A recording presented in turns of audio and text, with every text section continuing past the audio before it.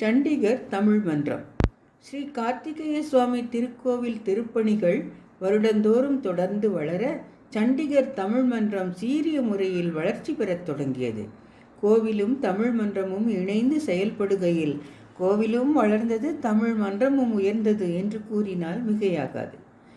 ஒரு சிறிய அறையில் ஆதிவேல் வழிபாடுடன் தொடங்கியது திருக்கோவிலாக விநாயகர் சந்நிதி, மூலவர் சந்நிதி, கிருஷ்ண மாரியம்மன் சந்நிதி என்று வளர ஆஞ்சநேயர் சந்நிதி, நவக்கிரக சந்நிதி, மேற்கூரை மற்றும் முதல் தளத்தில் நீளமான அறைகள், கீழ்த்தளத்தில் மண்டபம் என்று விரிவாக்கம் பெற கொடிக்கம்பம், திருத்தேர், ராஜகோபுரம் என்று திருக்கோவில் விமர்சையாக வேகமாக வளர்ந்ததை கண்டோம். இந்த வளர்ச்சிக்கு இணையாக சண்டிகர் தமிழ் மன்றமும் சீரும் சிறப்புமாக வளர்ந்த விதம் காண்போமா?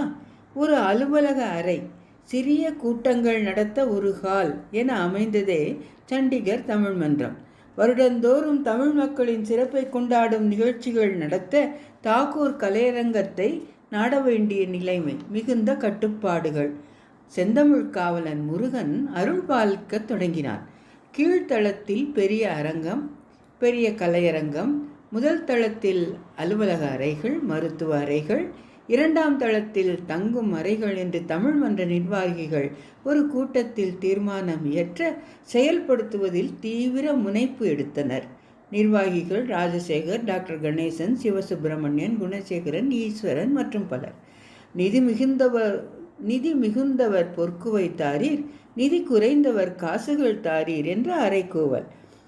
இதில் அளப்பரிய பங்கு பஞ்சாப் கவர்னரும் சண்டிகர் யூடியின் மேதகு ஆளுநருமான மாண்புமிகு பன்வாரிலால் புரோஹித் அவர்களையும் அதற்கு பக்கபலமாக துணை நின்ற ஊக்குவித்த திரு பாலமுருகன் IAS அவர்களை சாரும். LMBS மற்றும் சண்டிகர் தமிழ்ச்சங்கம் இணைந்து பல்வேறு சமூக நற்பணிகளை தொடர்ந்து செய்து வருகின்றனர். முக்கியமாக அன்னதானம். முதலில் 32 செக்டர் எமர்ஜென்சி மருத்துவமனை வளாகங்களில் தொடங்கிய அன்னதானம் தற்பொழுது PGI மருத்துவமனைக்கும் தொடர்கிறது. இரண்டாவது, அரசு பள்ளிகளில் படிக்கும் பொருளாதாரத்தில் பின்தங்கிய மாணவர்களுக்கு வித்யாதானம்.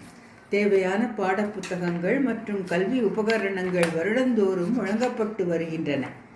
இந்த வருடம் 2024 சுமார் 550க்கும் மேலான பள்ளி குழந்தைகளுக்கு வழங்கப்பட்டுள்ளன.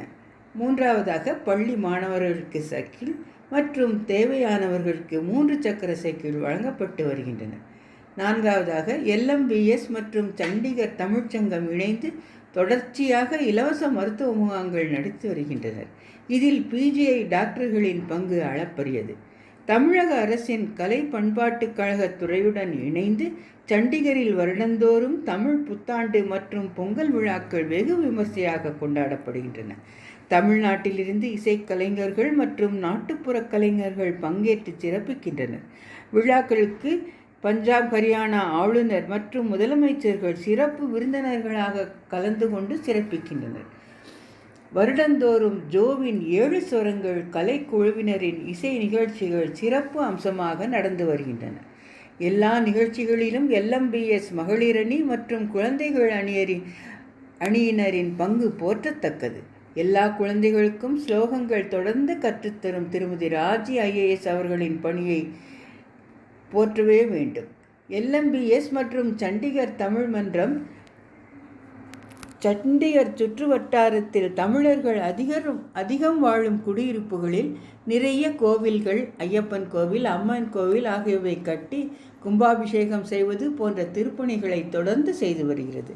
முருகன் அருளால் தமிழ் மற்றும் தமிழரின் பெருமைகளை உயர்த்தி பிடித்து நிலைநாட்டுவதில் வெற்றி கண்டு வருகிறது. அவர்கள் பணி தொடரட்டும். உலகம் முழுவதும் சண்டிகர் முருகன் தன் அருள்மழையை பொழியட்டும். வெற்றிவேல் முருகனுக்கு ஹரஹரோஹரா. சண்டிகர் முருகனுக்கு ஹரஹரோஹரா. ஹை கிரவுண்ட்ஸ் முருகனுக்கு ஹரஹரோஹரா.